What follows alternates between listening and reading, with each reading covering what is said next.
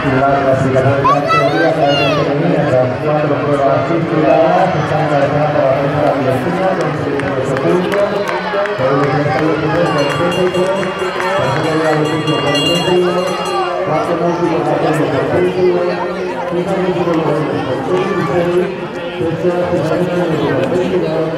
último grupo con la A con 20, octavo en la República con 17,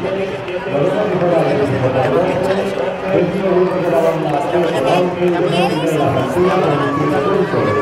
La categoría masculina también tras 4 pruebas, primera persona del mismo A con 16 puntos,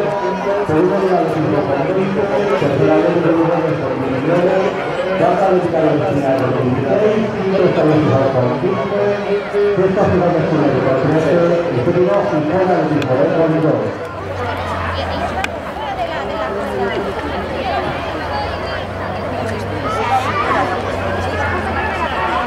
Tapi di sekelas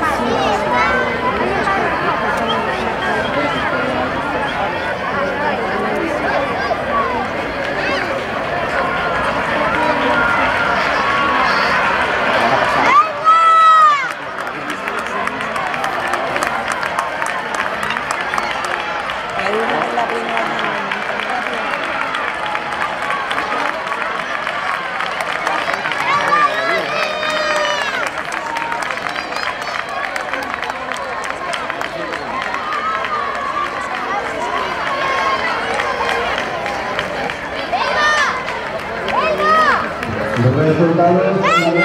futbolistas han venido femenino en la primera instancia, primera Andrea Ley, 21, tercera Sofía González, contra Libre de Bilbao, 1, 32, cuarto de Lozano,